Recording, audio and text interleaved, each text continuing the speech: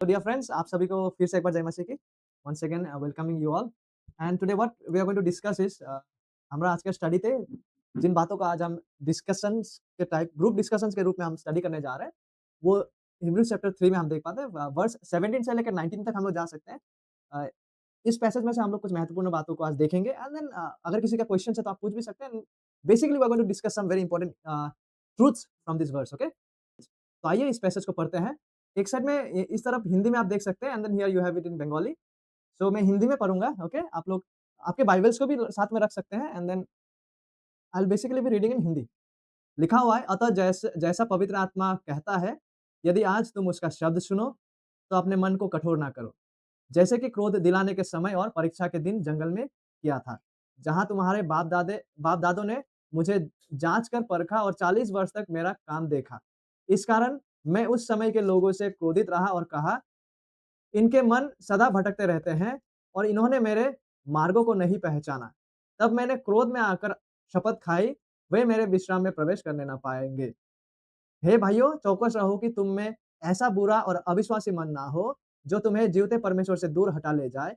वरन जिस दिन तक आज का दिन कहा जाता है, हर दिन एक-दूसरे को समझाते रहो। यू सी वर्स 13 তেরোতে বরং তোমরা দিন, দিন পরস্পর চেতনা দেও।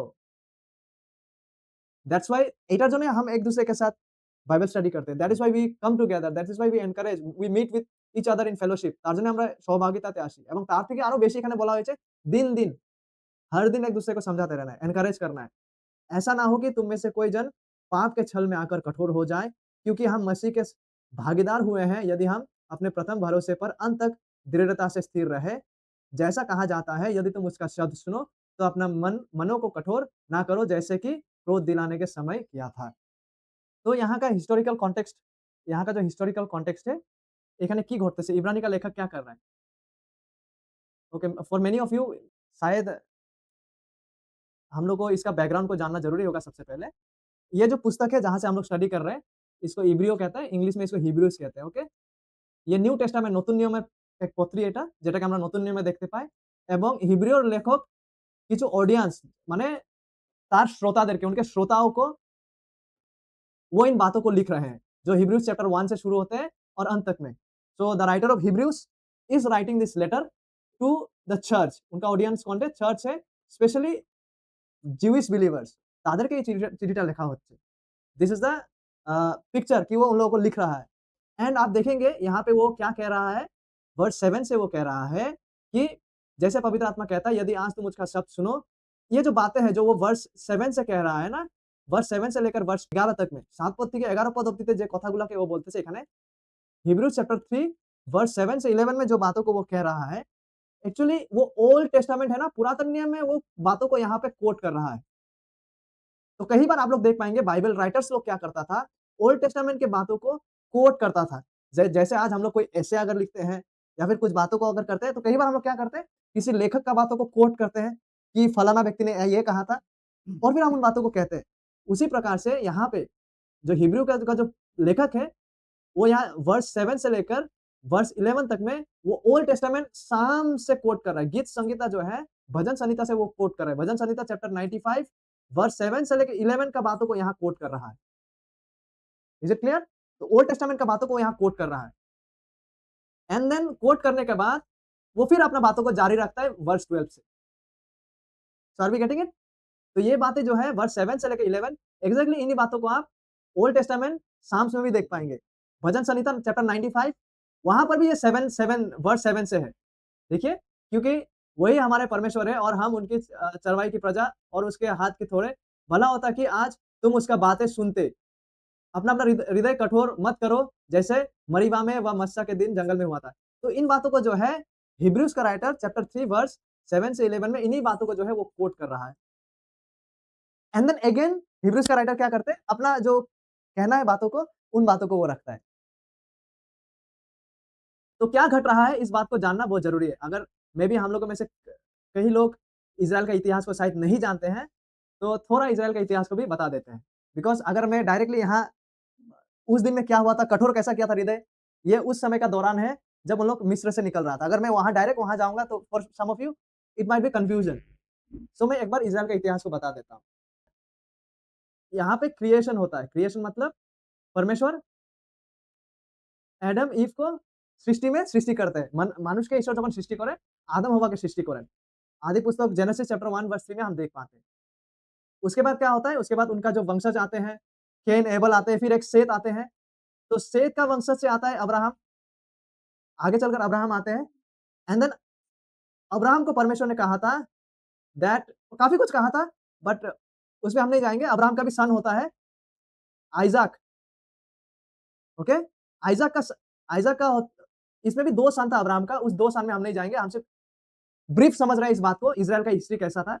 परमेश्वर ने सृष्टि किया, एडम और ईव को सृष्टि किया, फिर एडम और ईव पाप किया, दे फेल और उनको ईडन का गार्डन से निकाल दिया। एंड देन हम देख पाते हैं कि एडम और ईव का कैन और एबल बोल के उनका सन्स होते हैं और साथ में और एक सन जिसका नाम सेत है और इसी सेत का लिनियज से, वंशज से अब्राहम आते हैं। अब्राहम के बाद आइज़ाक आते हैं, आइज़ाक के बाद जैकब आते हैं और इसी जैकब का 12 सन्स होता है। इन 12 सन्स में से एक सन का नाम जोसेफ होता है और इसी जोसेफ को जो है इसका भाई लोग बेच देता है। इस जोसेफ को बेच देता है। आपस में हिंसा करता था क्योंकि जोसेफ को ये जैकब जो है इसका पिता प्रेम करता था, नया-नया कपड़ा खरीद के देता था। ठीक है? तो 12 सन्स है, 12 सन्स में से जोसेफ एक है और एक है बेंजामिन। बेंजामिन सबसे छोटा है, जोसेफ से छोटा। बाकी सब इन लोगों से बड़ा है। तो ये जोसेफ को क्या करता है, ये बाकी जो बड़ा भाई लोग है, इससे हिंसा करके इसको बेच देता है। जोसेफ को जब बेच देता है, तो जोसेफ चला आता है इजिप्ट में। इजिप्ट में पोटीफर नामक एक हम कह सकते हैं पोटीफर एक बहुत ही ऊँचा पद का ऑफिसर था उस समय। एग्ज़ैक्टली राजा नहीं था, एक ऑफिशियल था। उसका घर में जोसेफ जो है वो क काम करने के लिए आता है। उसको वहाँ भेज देता है तो ऐसे ऐसे हाउस वर्कर, ऐसे सर्वेंट उसको वहाँ रखता है बट उसको सर्वेंट का जैसा ट्रीट नहीं करता है। बहुत अच्छा ट्रीट करता है क्योंकि जोसेफ का वजह से गॉड ये पोटीफर का फैमिली को ब्लेस कर रहा था। मतलब ये लोग जो भी कर रहा था हर चीज़ में सक्सेस उनको मिलता था। फिर एक एक दिन ऐसा चीज़ होता है कि ये पोटीफर का वाइफ इल्ज़ाम लगा देता है जोसेफ पर, तो जोसेफ को जो है जेल में बंद कर देता है। क्योंकि पोटीफर का वाइफ जोसेफ को ब्लेम करता है कि जोसेफ मेरे साथ दुष्कर्म करना चाह रहा था, तो जोसेफ को जो है जेल में बंद कर देता है। और जोसेफ को जब जेल में बंद करता है एंड यू सी ये सब बातें कहाँ हो रहा है, कौन-सा जगह में? इजिप्ट में, क्योंकि जोसेफ को सेल किया गया है। वो इजिप्ट में आके पहुँचा है। तो जोसेफ जब जेल में था, तो क्या होता है कि ये जेल में राजा ने और 2 व्यक्ति को भी डाला था। राजा का कप बियरर वो लोग को भी डाला था, 2 आदमी को भी डाला था। और ये 2 आदमी जेल में कुछ सपना देखता है। See today it is not that relevant as it was on उस टाइम में। तो ये 2 व्यक्ति सपना देखता है और इन लोग को उस सपना का मतलब नहीं पता है कि क्या है वो सपना का मतलब। तो ये लोग जोसेफ को बताता है, जोसेफ उस सपना का मीनिंग को बता देता है और जैसा जोसेफ बोलता है एग्ज़ैक्टली वही घटता है। ये लोग जब जेल से छूटता है, एक को राजा मार देता है और दूसरा बना रहता है और इन लोग को ज जिस तरह से जोसेफ ने सपना को एक्सप्लेन किया था, एग्ज़ैक्टली वही घटता है। एक दिन क्या होता है, ये इजिप्ट का जो राजा है जिसको फ़ारो कहता है, वो भी एक सपना देखता है और इस दोनों का बीच में जो राजा का आदमी था जो जेल में था, एक को तो मार देता है, दूसरा वाला फिर से राजा का सेवा में लग जाते हैं। तो एक दिन राजा सपना देखता है और सपना से बहुत टेंशन में हो जाता है कि क्या है भाई? कोई उस सपना को बता नहीं सकता उसका मतलब को। सबसे ज्ञानी-गुणी व्यक्ति जो उस देश में था, उन लोग को बुलाया जाता है। वो लोग तक बता नहीं सकते कि सपना का मतलब क्या है। तो ये आदमी जो है, जो एक ज़माने में जेल में था, जिनका सपना का मतलब जोसेफ ने इसको बोला था, अचानक इसको उस दिन याद आ गया, अरे भाई एक कोई था जो मेरा सपना का अर्थ बताया और जैसा उसने बताया, वही हुआ। तो ये आदमी राजा को बोलता है कि राजा मैं जानता हूँ कोई है, जो सपना का मतलब बताए। तो राजा जोसेफ को जेल से बुलवाता है और उस वक़्त जोसेफ जो है, ये राजा के सामने वो बोलता है कि परमेश्वर जो है, परमेश्वर के आधार पर जोसेफ ये राजा का सपना का मतलब को बता देता है कि 7 काउज़ जो है कैटल हेल्दी कैटल्स बहुत ही मतलब तंदुरुस्त कैटल का सपना देखता है और 7 जो है बहुत वीक सूखा मतलब मतलब क्या बोलेगा बैलेंस डाइट नहीं है, मतलब डेफिशिएंसी है उनके खाना में। भूखमरी ऐसा काउज़ का वो सपना देखता है राजा। तो जोसेफ आके राजा को बोलता है, जब जोसेफ को बुलाया जाता है कि राजा मैं आपका सपना का इंटरप्रेट करूँगा और परमेश्वर के सहायता से, परमेश्वर के आधार पर जोसेफ राजा को बोलता है कि ये 7 इयर्स जो हेल्दी है, इसका मतलब ये है कि इजिप्ट में 7 इयर्स प्रॉस्पेरिटी होने जा रहा है। आपको बहुत फूड ग्रेन, बहुत अच्छा फूड सप्लाई आपका होने जा रहा है। लेकिन उसके बाद जो 7 ईयर होने जा रहा है ना, वो ड्राउट होने जा रहा है। अकाल पड़ने वाला है इजिप्ट में, ये आपका सपना का मतलब ये है। तो अब क्या होता है, जोसेफ पर ये राजा भरोसा करता है और जोसेफ को उस देश का प्राइम मिनिस्टर मंत्री बना देता है और जोसेफ को सारा चीजों को मैनेज करने के लिए जोसेफ के हाथ में, ये राजा जो है फ़रो, जोसेफ के हाथ में वो दायित्व दे देता है कि देखो पहला 7 साल जब हम लोग का प्रचुर खाना होगा, तो क्या करेंगे हम लोग, किस प्रकार से हम लोग उस अनाज को रखेंगे, क्या करना है आगे चलकर, ये सारा जिम्मेदारी जोसेफ तुम्हारे हाथ में है। तो जोसेफ परमेश्वर का अनुग्रह में बहुत बेहतरीन मैनेज करता है। पहले 7 साल का जो जब बहुत ही ज़्यादा अनाज था उसको स्टॉक करने का, सब कुछ करने का वो व्यवस्था करता है और अच्छा तरह से मैनेज करता है। और जब अकाल का वर्ष शुरू होता है, उस वक़्त अगल-बगल हर जगह में अकाल पड़ जाता है। यहाँ तक कि उस जगह में जहाँ पे जोसेफ का पिताजी लोग रहता था, उसका बाकी भाई लोग जहाँ रहता था, वो लोग इजिप्ट का अगल-बगल में रहता था और वो लोग बहुत सारा लोग जो अगल-बगल देश में रहता था, अगल-बगल जगह में, वो लोग इजिप्ट से आकर अनाज खाना का जो है वो अनाज खरीदने आता था। बिकॉज़ इजिप्ट में प्रचुरता था। कैसे प्रचुर था? बिकॉज़ परमेश्वर ने पहले ही जोसेफ के द्वारा उसको बता दिया था कि नेक्स्ट 7 इयर्स बहुत अकाल होने वाला है। तो जोसेफ जाके सारा चीज़ों को स्टोर करता है और बाकी का लोग सब जो है, जैसे आज हम देखते हैं ना ट्रेड एंड बिज़नेस करते हैं, उसी तरह से उस समय में वो लोग ट्रेड करने आता था। यहाँ से वो लोग फूड खरीद के जाता था अपने-अपने जगह में। तो एग्ज़ैक्टली उसी दौरान भी जोसेफ को जहाँ उसका पिताजी और भाई लोग रहता था ना, वो लोग का वहाँ भी फूड शॉर्टेज हो जाता है और वो लोग आते हैं इजिप्ट में खाना खरीदने के लिए। और जब उसका भाई लोग खाना खरीदने आता है, बहुत ही इमोशनल मोमेंट घट जाता है। बिकॉज़ उस वक़्त प्राइम मिनिस्टर जोसेफ है और उसका भाई लोग उसके पास आ रहा है, फूड खरीदने के लिए। वही भाई लोग जो उसको बेचा था। और जब जोसेफ उन लोगों को देखता है ना, जोसेफ पहले नज़र में उन लोगों को पहचान लेता है, लेकिन उसका भाई लोग नहीं पहचानते उसको। और देखिए कहानी में और बहुत कुछ घटता है, लेकिन संक्षिप्त में क्योंकि हम लोग को हिब्रूज़ में आगे बढ़ना है, ओके माय फ्रेंड्स, यहाँ पे अगर बताते जाएँगे तो बहुत लंबा हो जाएगा। तो क्या होता है, जोसेफ आखिरकार रिवील कर देता है अपने भाई लोगों को कि मैं जोसेफ हूँ, जिनको तुम लोगों ने बिक्री किया था। तुम लोगों ने मेरे खिलाफ में बहुत खराब प्लानिंग करते हुए, you did evil against me, আমার বিরুদ্ধে তোমরা পাপ করেছো, আমাকে বিক্রি করেছো। কিন্তু तुम लोग का इविल में परमेश्वर ने भलाई को निकाला। In the midst of your evil, God was planning good. That is the message that Joseph gives his brother, and that is how the book of Genesis ends. और हम देख पाते हैं कि जोसेफ अपना भाइयों से कहता है कि मेरा पिताजी को भी ले आओ। उसका पिताजी तब तक बहुत बूढ़ा हो चुका है। तो उसका पिताजी आता है जोसेफ के पास और फिर जोसेफ बात करता है इजिप्ट का राजा से, फ़रोन से। फ़रोन जोसेफ लोगों को इजिप्ट में ही रहने का जगह दे देता है। इजिप्ट में रहने का जगह दे देता है। और यही जैकब जो है, जिनका जो जो जोसेफ का पिताजी है, इस जैकब को जो है परमेश्वर ने इज़राइल नाम दिया था।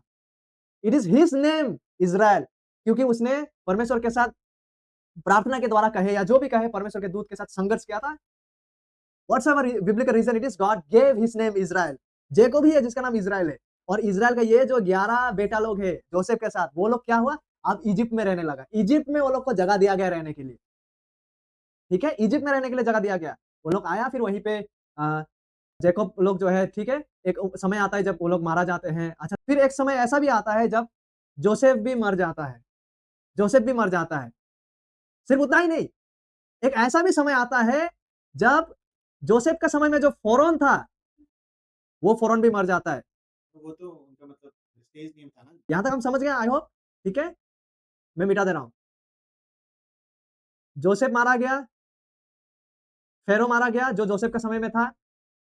लेकिन इज़राइल जो है, जिसका 12 सन्स था, इंक्लूडिंग जोसेफ, वो इज़राइल का जो ट्राइब है, उसका जो सन्स का जो वंशज है, जोसेफ का वंश, बेंजामिन का वंश, वो लोग इजिप्ट में है ना अभी भी? इजिप्ट में है ना वो लोग अभी भी? इजिप्ट को मिस्र कहता है, ठीक है? बांग्ला में भी मिस्र, हिंदी में भी। और इसी इसी इजिप्ट में सिर्फ इज़राइल का लोग नहीं है, लेकिन जो इजिप्शियंस है वो लोग भी यहाँ पे है, जो फ़रोन राजा का लोग है, उनका प्रजा है।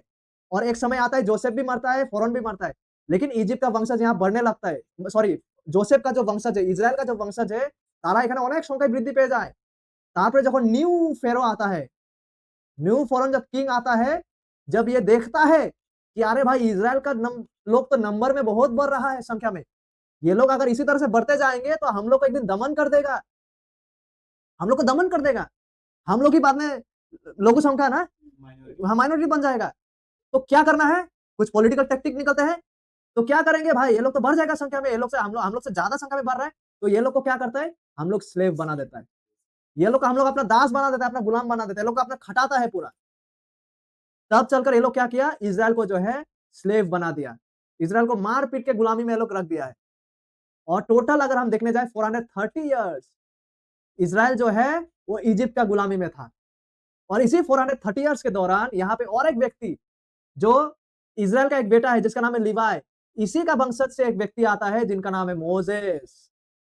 ये 450 वर्ष के दौरान, 450, ये 430 इयर्स जो है, इस दौरान ये 400 इयर्स के दौरान एक व्यक्ति जो है 375 टू 430 के बीच में एक व्यक्ति आता है जिनका नाम है मोजेस, और परमेश्वर इसी व्यक्ति को चुनता है कि इज़राइल को इस दासत्व से छुड़ाए, कि इज़राइल को इस दासत्व से छुड़ाए और छुड़ा के कहाँ ले जाए? छुड़ा के प्रॉमिस किया हुआ लैंड में ले जाए, जिसको अब तक में कैनान कहा जाता था। यहाँ से लेकर जाए उस प्रॉमिस लैंड में जिसको कैनान कहा जाता है। कैनान कहा जाता है। परमेश्वर इस मोजेस को चुनता है। उसके बाद ये मोजेस क्या करता है? परमेश्वर इसको चमत्कार करने का क्षमता देता है। ये मोजेस आता है फ़रोन के पास, उस दिन का जो नया फ़रोन है, उसके पास आके कई बार वो आता है लेकिन मना करता है, फ़रोन नहीं भेजता है। बहुत सारा चमत्कार दिखाता है। पानी लाल हो जाता है पीने का पानी, अनाज में पूरा कीड़ा पकड़ लेता है लोकस्ट, मेंढक आ जाता है, सील पत्थर पड़ जाते हैं। फिर भी वो फ़ौरन जो है नहीं छोड़ता मतलब इज़राइल के लोगों को, दासत्व से नहीं छोड़ता है। तो क्या होता है आखिरकार एक लास्ट विपत्ति माने लास्ट ट्रबल, भयानक डिवास्टेशन इजिप्ट का देश में आता है, ठीक है? इजिप्ट का देश में आता है। मोजेस को परमेश्वर चमत्कार करने का क्षमता देता है और लास्ट 10th প্লেগ जिसे कहते हैं বা বিপত্তি যেটা ঈশ্বর এখন इजिप्टेर देशे নিয়ে আসতে যাচ্ছেন। क्यों? ताकि इज़राइल के लोगों को छोड़ दे इजिप्ट, ताकि इज़राइल कैनान में जा सके, उस देश में जिसको परमेश्वर ने प्रॉमिस किया है इज़राइल के लिए। तो मोसेस जाते हैं इजिप्ट में, इजिप्ट का राजा के पास, लेकिन राजा जाने नहीं देता, नहीं छोड़ता इज़राइलियों को। तो लास्ट एक विपत्ति होता है, लास्ट एक प्लेग होता है, जिसके होने पर ये इज़राइल को फ़ौरन जो है इजिप्ट का किंग छोड़ देता है। और वो लास्ट विपत्ति क्या था? लास्ट विपत्ति था कि इजिप्ट का देश में जो फर्स्ट बोर्न सन है, हर फैमिली का और हर एनिमल का भी, वो मारा जाता है, वो मारा जाता है। क्योंकि पहले मोसेस बोलता है कि छोड़ो, परमेश्वर मोसेस के द्वारा बोलता है इजिप्ट का राजा को छोड़ो, लेकिन इजिप्ट का राजा बोलता है नहीं छोड़ेंगे। परमेश्वर बहुत चमत्कार काम किया, फिर भी नहीं छोड़ेंगे, अपना मन को कठोर कर लिया। तो फाइनली मोसेस जो है वो इनके पास आके बोलता है कि आखिरी विपत्ति आने को है, और उस दिन क्योंकि इज़राइल भी इजिप्ट में, अभी सवाल ये है, इज़राइल भी तो इजिप्ट में है, तो इज़राइल का फर्स्ट बोर्न सन क्यों नहीं मरा? बाकी सबका तो मर गया, जो इजिप्ट में है, एनिमल्स का भी मर गया। तो इज़राइल के लोगों का क्यों नहीं मरा? बिकॉज़ उस दिन परमेश्वर ने मूसा से कहा था, मोसेस से कहा था कि PASSOVER, पास ओवर का एक लैम्ब तैयार करने। इसका मतलब क्या है? इसका मतलब ये है कि उस दिन प्रत्येक इज़राइल का घर में कहा गया है कि यू शैल सैक्रिफाइस একটা মেষ माने लैम्ब, भेड़ा का बच्चा को सैक्रिफाइस करना है, जिसको पासोवर का फेस्टिवल कहा जाता है, ठीक है? उसको सैक्रिफाइस करके अपना घर का जो डोर है ना, उस डोर का ऊपर में उस सैक्रिफाइस का ब्लड को लगाना है। और हर इज़राइल का लोगों ने अपना-अपना घर का डोर में उस ब्लड को लगाए हैं। और उस दिन क्या हुआ, जो डेथ लाने वाला जो एंजल है ना, वो टोटल इजिप्ट से होके गुजरा, और जिस-जिस घर में वो सैक्रिफाइस का जो ब्लड को पाया गया है, दरवाजा का चौखट में, उस घर का कोई भी व्यक्ति या पशु नहीं मारा गया। यानी इज़राइल का कोई भी व्यक्ति या पशु नहीं मारा गया। और जिस-जिस घर में वो लहू को नहीं पाया गया, वो ब्लड का छिड़काव को नहीं पाया गया, उस ब्लड को नहीं पाया गया सैक्रिफाइस का, उस घरों में प्रत्येक फर्स्ट पहला जन्मा हुआ सन जो है वो मारा गया। पूरा फैमिली में, पूरा एनिमल्सों के बीच में। तो ये जब ये दुर्घटना घटा, इससे संपूर्ण इजिप्ट में ह्यूज क्राई निकल के आया। तो उसी रात को जो है फ़रो राजा बोलते हैं मूसी को, तुम आओ, तुम्हारे लोगों को लेके चला जाओ। तो लगभग उस दिन मोसेस के द्वारा परमेश्वर ने कितना लोगों को छुड़ाया? 6 lakh main plus women plus children मिला के 15 लाख लोग, इज़राइली लोग इजिप्ट से पैदल चल के निकलना शुरू हुआ। प्रॉमिस लैंड की ओर वो लोग जा रहा था। ओके? यह है कहानी। वो लोग प्रॉमिस लैंड की ओर बढ़ रहा था, और प्रॉमिस लैंड की ओर बढ़ते हुए क्या होता है, उसी के बारे में आज का हमारा इब्रियों का लेखक कह रहा है कि जब वो लोग प्रॉमिस लैंड की ओर बढ़ रहा था, ओके? जब परमेश्वर ने उन लोगों को छुड़ाया। अच्छा, और एक बात को यहाँ पे जोड़ देता हूँ, ताकि हम में से कुछ लोगों के लिए, some of you might already know, some of you might not know. उन लोगों को जब मोसेस जो है इज़राइल के लोगों को जब वो लोग लीड कर रहा था, जब इजिप्ट से निकाल के वो लोग जा रहा था, तो उस समय महान चीजें हुआ। ह्यूज पिलर ऑफ क्लाउड, उनके ऊपर में जो है ह्यूज पिलर ऑफ क्लाउड उनको परछाई देता था, छाया दी तो रौद्र थी के उधर के छाया दी तो उधर के। और यही जो पिलर ऑफ क्लाउड है, रात को ये पिलर ऑफ लाइट बन जाता था, रोशनी रात को, ताकि ये लोग ঠিক से चीजों को देख सके, चल सके। इज़राइलेर জন্য ঈশ্বর এই ব্যবস্থাটা করে দিয়েছে, হিউজ पिलर ऑफ क्लाउड। दिन को उनके समय में होता था, यानी परमेश्वर की उपस्थिति, और रात को यही पिलर उनके लिए रोशनी का काम करता था, रोशनी देता था। और एक समय ऐसा हुआ जब ये लोग आके उनका प्रॉमिस लैंड जो है कनान, यहाँ उन लोग को पहुंचना है प्रॉमिस लैंड, लेकिन बीच में आ जाता है रेड सी। अभी ये लोग यहाँ से वहां कैसा पार करेगा, इन लोगों के पास तो नाव नहीं है। और इसी दौरान क्या होता है, फ़ारओन का बहुत गुस्सा आ जाता है। फ़ारओन जो किंग है वो बोलता है कि नहीं, इन लोग को नहीं छोड़ेंगे, हम लोग का लोग मरा है, पीछा करो। तो फ़ारओन किंग का जो सोल्जर्स था वो लोग इनका पीछा करने लगा। तो बताइए आप क्या होगा, पीछे भी खतरा, आगे भी खतरा। तो यहाँ पे जो मोजेस है उनको चमत्कार करने का सामर्थ परमेश्वर ने दिया। तो मोजेस ने क्या किया, मोजेस ने अपना हाथ उठाया। हाथ उठाने के बाद क्या होता है, यहाँ पे जो है लाल समुद्र 2 पार्ट में डिवाइडेड हो जाता है। ये बिल्कुल ये एरिया जो है ये ड्राई हो जाता है। यहाँ वाटर और यहाँ वाटर। और यही पिलर ऑफ लाइट जो है उन लोगों को यहाँ लाइट दिखा रहा होता है और इज़राइल का लोग सेफली यहाँ से पार कर जाता है। और जब टोटल इज़राइल का लोग यहाँ से सेफली पार हो जाता है, फिर से मोजेस अपना हाथ उठाता है तो पानी फिर से कोलैप्स हो जाता है। तब तक जो है ये सोल्जर्स लोग यहाँ जो घुसा था, यही क्लाउड उन लोगों को कंफ्यूज कर देता है और सारा ये सोल्जर्स यहाँ पे डूब के मारा जाते हैं। और इस प्रकार से इज़राइल को परमेश्वर ने सेव किया। क्या से सेव किया? 430 इयर्स का जो स्लेवरी है और इस स्लेवरी, इस दासत्व के दौरान इज़राइल को मारा गया, इज़राइल के साथ जुल्म किया गया और परमेश्वर ने उनको छुड़ाया। उनको छुड़ाया, लाल समुद्र पार करवाया, उनको मृत्यु का दूत से बचाया, उनको फ़ारओन का दासत्व से बचाया, 450 वर्ष का गुलामी से बचाया और प्रतिज्ञा किया हुआ देश की ओर परमेश्वर ले जा रहा था। ओके? तो इस प्रकार से वो लोग प्रतिज्ञा किया हुआ देश की ओर बढ़ रहे थे और प्रतिज्ञा किया हुआ देश की ओर बढ़ते हुए क्या कुछ होता है, इसी बात को जो है এই কথাটিকেই इसी बात को माय डियर फ्रेंड्स, ये हिब्रूज का राइटर जिसको हमने आज रीड किया, वो उसी बात को पिकअप करता है। जब मोसेस उन लोग को छुड़ा लिए हैं, जब उन लोग प्रतिज्ञा किया देश की ओर अपना जर्नी को शुरू कर चुके हैं, लाल समुद्र 2 भागों में बँट जाने के बाद जब वो लोग सेव होके आगे बढ़ रहे थे। लेकिन क्या हुआ ना माय डियर फ्रेंड्स, इतना शानदार शुरुआत होने के बावजूद, इतना शानदार उनका शुरुआत हुआ था। How wonderful beginning had happened. इतना शानदार शुरू होने के बावजूद the tragedy is very saddening. Tragedy बहुत दुखद बात है क्योंकि ये भी फिर कहानी का बात है। हमने देखा ना शुरुआत बहुत अच्छा हुआ, शुरुआत बहुत अच्छा था। उन लोगों ने रेड सी को देखिए कैसा पार किया इस पिक्चर में। लेकिन उन उन सभी लोगों का ना जो एंडिंग था वो बहुत सैड था। उन लोगों का एंडिंग जो था वो बहुत सैड था। आप बोलेंगे कि कैसा सैड था? उन लोग तो बच गया है, उन लोग तो समुद्र के उधर 2 पार हो गया, उन लोग तो अभी प्रॉमिस लैंड में प्रवेश करने वाला है। यही आता है मेन बात, यही आता है मेन बात। जब उन लोग एक जगह का नाम जहाँ पे रेफिडीम है, वहाँ पे जब वो लोग पहुँचता है, उन लोगों को जब पानी जब नहीं मिलता है, वो लोग जो है मोसेस के साथ क्वारल करने लगता है। यही इज़राइल के लोग मोसेस के अगेंस्ट में क्वारल करने लगते हैं और मोसेस वहीं पे चलकर इन लोगों को बोलता है कि why are you quarrelling with me? तुम लोग मेरे साथ क्यों वाद-विवाद करते हो? Why are you testing God? तुम परमेश्वर का परीक्षा क्यों ले रहे हो? तुम मेरे साथ क्वारल क्यों कर रहे हो? हे इज़राइल के लोग, क्या तुम नहीं जानते कि गॉड ने तुमको अभी कुछ दिनों पहले रेस्क्यू किया है? रेड सी को तुम्हारे लिए पार्ट किया है, तुमको मरने से बचाया है, तुमको दासत्व से बचाया। इस जगह में तुम आके बोल रहे हो कि हमारे पास वाटर नहीं है, हम इजिप्ट में होता तभी बेटर था। तुम कुरकुरा रहे हो, तुम मेरे साथ झगड़ रहे हो, तुम मुझे पत्थर मारने के लिए रेडी हो रहे हो। तुम परमेश्वर को क्यों परीक्षा ले रहे हो? और इसी जगह का नाम मोसेस, मेरीबा और মাসা कहकर रखता है। এই জায়গাটিকে যেখানে ওরা মোসের সাথে ঝগড়া করেছিল এবং ঈশ্বরের পরীক্ষা নিয়েছিল। তার মানে वो लोग क्या चाह रहा था पता है? कि God if you are real do some more magical tricks for us. माने यदि तू सच्चा है तो हम लोगों के लिए वो ट्रिक्स, वो बॉक्स से फिर ट्रिक्स निकालते जा। अभी-अभी जो हम लोगों ने देखा वो हम लोग के लिए काफ़ी नहीं था, एनफ नहीं था। सो इन दिस वे ये लोग परमेश्वर का परीक्षा ले रहा था। और सबसे अधिक चरम परीक्षा तब हुआ जब ये लोग, ये कैनान है ना, कैनान देश का जस्ट बाउंड्री में पहुंचा था। ये लोग ये बाउंड्री में था, कैनान देश का बाउंड्री में था।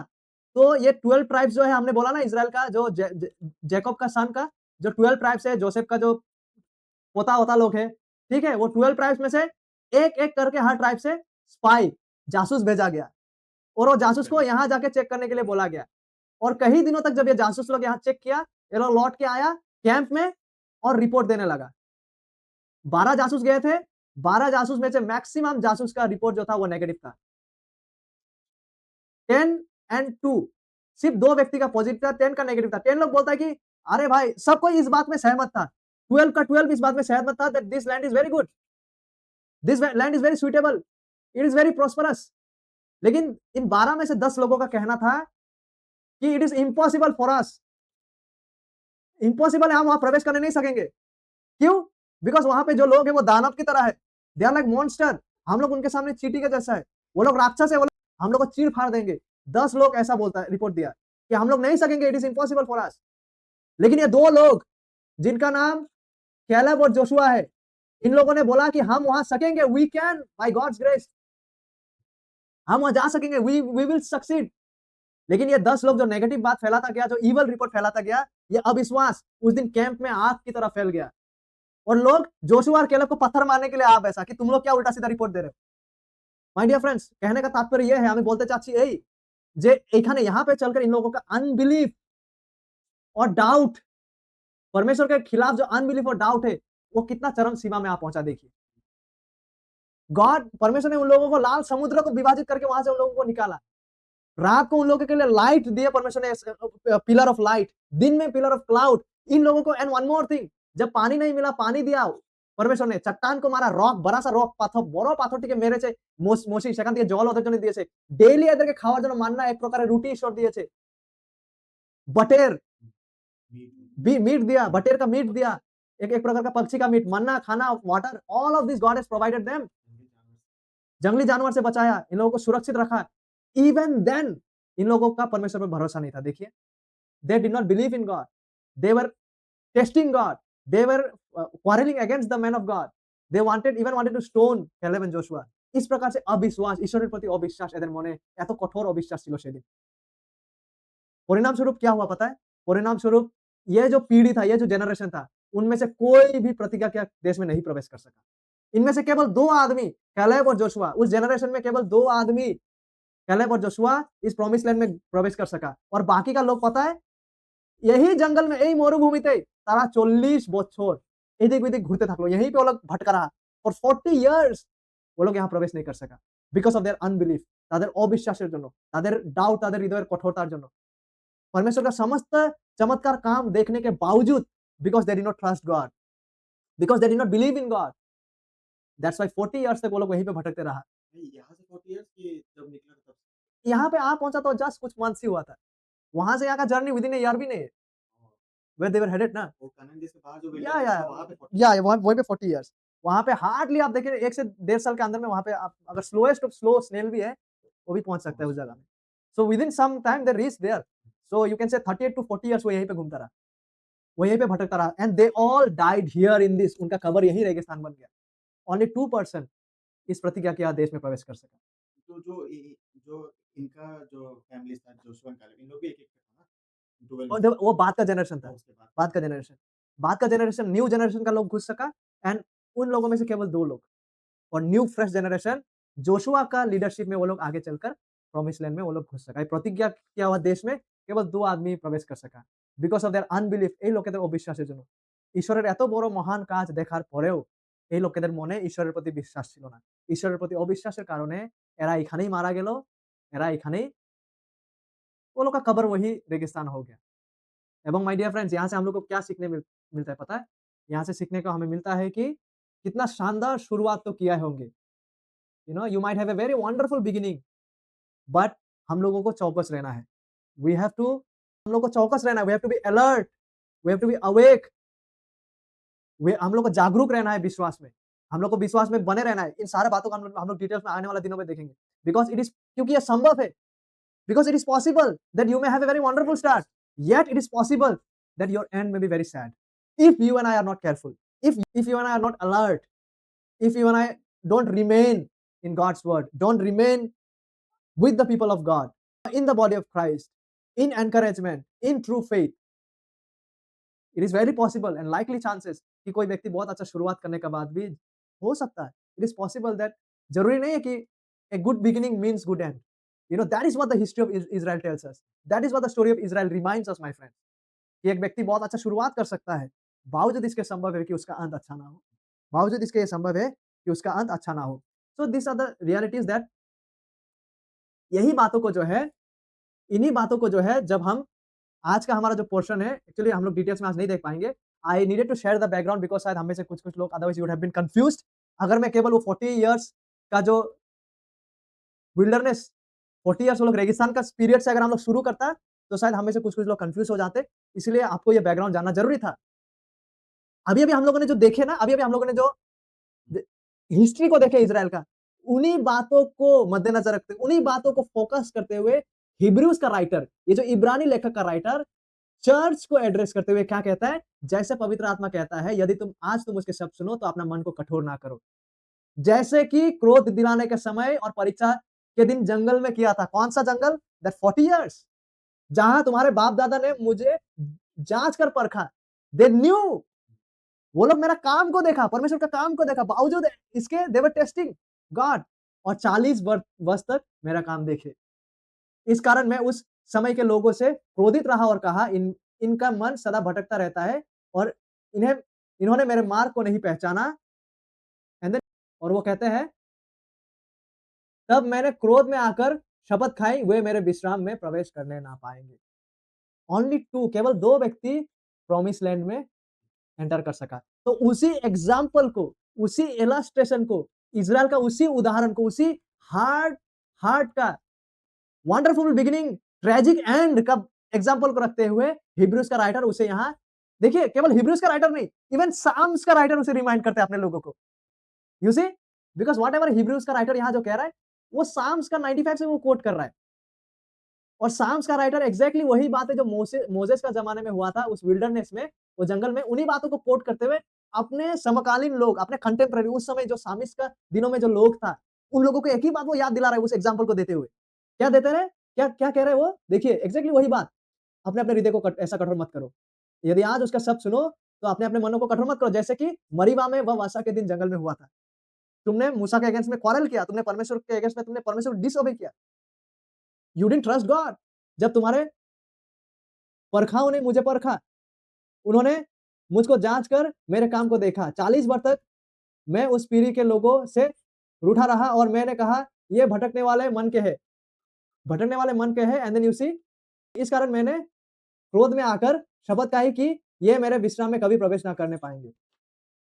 এক্সাক্টলি जो बातों को यहाँ पे भजनकार এখানে যে গীতিকার আছে, गीत संगीतार लेखक सामिस यहाँ पे अपने कंटेम्पररी जो लोगों से जो बात को कह रहा है, इज़राइल का एग्जांपल को देते हुए, एज़ एन एग्जांपल वो यहाँ यूज़ कर रहा है कि आप लोग ऐसा मत करो मेरे भाई। उस दिन में जो किया हुआ था इज़राइल के हिस्ट्री में, आप लोग उसको रिपीट मत करो। Because what they did was मानते हैं उनका शुरुआत बहुत अच्छा हुआ, but they didn't finish well. Their end was tragic. भाई आप लोग वैसा मत करो। सामिस का राइटर कह रहा है अपने लोगों से, एग्ज़ैक्टली वही बात। दोस्तों, एग्ज़ैक्टली वही बात कौन कह रहा है? एग्ज़ैक्टली वही बात कौन कह रहा है? न्यू टेस्टामेंट में? एग्ज़ैक्टली वही बात इब्री और लेखक, हिब्रू का राइटर, इब्रियों का लेखक, एग्ज़ैक्टली वही बात है इज़राइल का एग्ज़ाम्पल को लेते हुए, जिन बातों को साम्स 95 में लिखा गया है, इज़राइल का एग्ज़ाम्पल को लेते हुए, हिब्रूज़ का राइटर अपने लोगों का चर्च को लिख रहा है और ये चर्च में ज्यूइश लोग थे और ये चर्च में ऐसा लोग था, जो परसिक्यूशन से होके गुज़र रहा था। परसिक्यूशन माने एদের জীবনে কষ্ট, सताव आ रहा था बिकॉज़ दे आर बिलीवर्स भिन्न-भिन्न प्रकार का परसिक्यूशन, ताड़ना ये लोग का जीवन में आ रहा था। ऐसे लोग थे जो ताड़ना से संघर्ष कर रहा था। इस चर्च में, लोकल चर्च में ऐसे लोग थे और संभवतः ऐसे भी लोग थे जो अपने पाप से प्रेम करता था। ऐसे लोगों को एड्रेस करते हुए इब्रानी का लेखक कहते हैं कि आप लोग वही गलती मत करो जो इज़राइल के लोगों ने किया था। बिकॉज़ अगर आप लोग वही गलती दोहराओगे, तो हो सकता है कि आपका शुरुआत बहुत अच्छा है, लेकिन अगर आप पाप से प्रेम करते हुए या केवल परसिक्यूशन का भय से अगर आप विश्वास से भटक जाते हैं, वेल आपका शुरुआत अच्छा रहा होगा, but your and will be tragic. That is what the writer of Hebrews tells the church.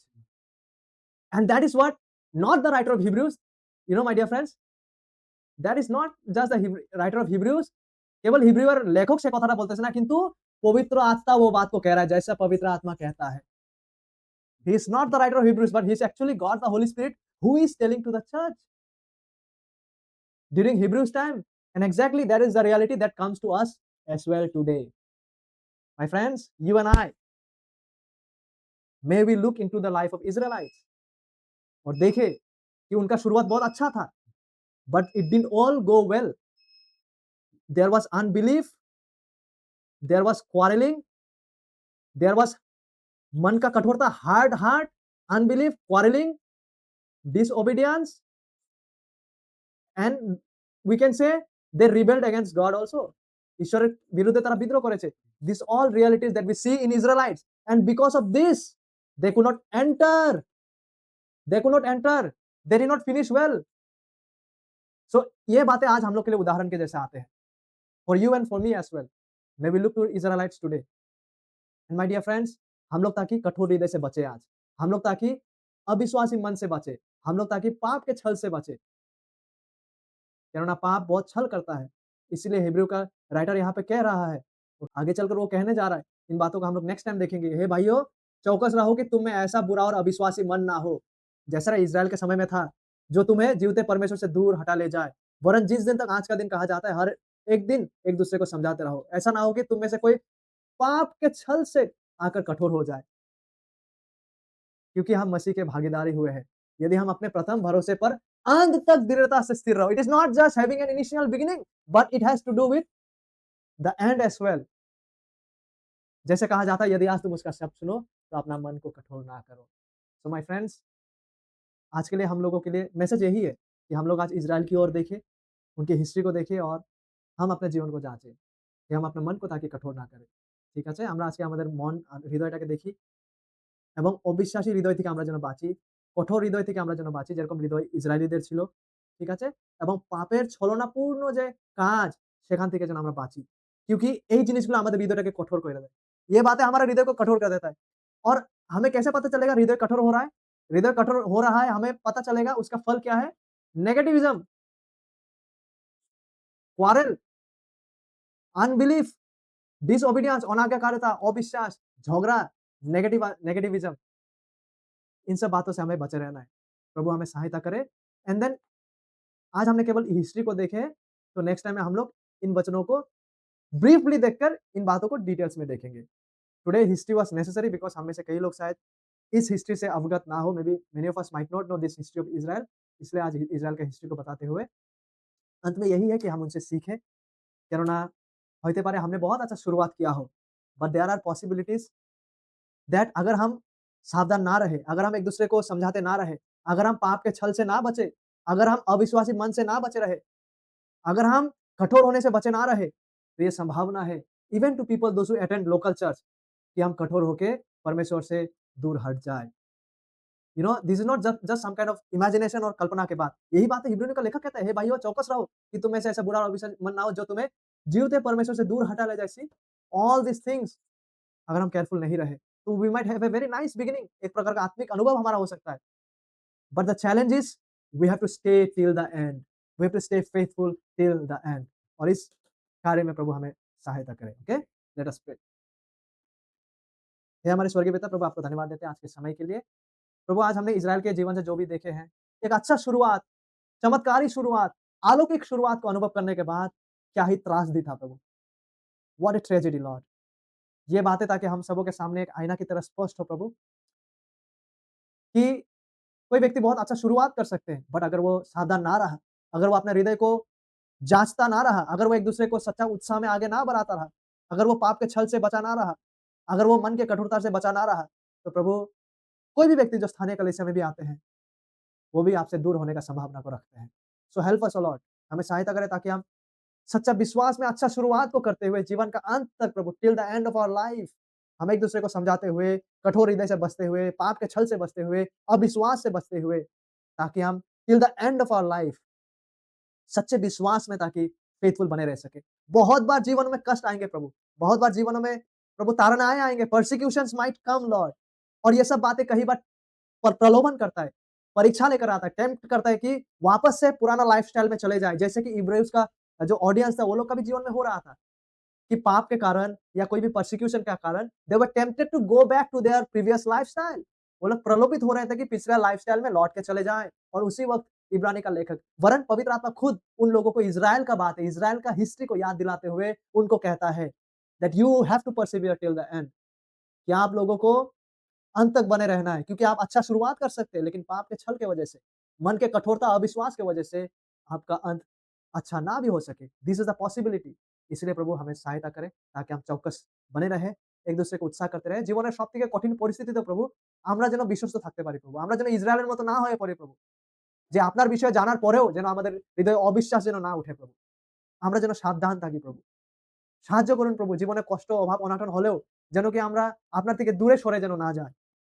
কোন পাপের প্রলোভনে আমরা যেন পাপের সমুদ্রতে যেন না চলে যাই প্রভু। পাপের সাগরে যেন না ডুবে যাই। আমাদেরকে সাহায্য করুন প্রভু। প্রলোভনের মাঝেও আমাদেরকে সাহায্য করো যেন কি আমরা পুরনো জীবনযাপন, পুরনো রীতি-রিবাজ, পুরনো অভ্যাসে যেন যেন না চলে যাই প্রভু। চাহে সেটা কষ্ট, অভাব, অনাটনের প্রলোভনের দ্বারা হোক না কেন বা কোন পাপের ছলের কারণেও হোক না কেন। প্রভু আমাদেরকে উভয় দিক থেকে সাহায্য করুন। যেন কি আমরা পুরনো জীবনযাত্রা, পাপময় জীবনযাত্রাতে যেন ফিরে না চলে যাই। इज़राइल जीवन যেন আমাদেরকে আজকে চেতনা প্রদান করে।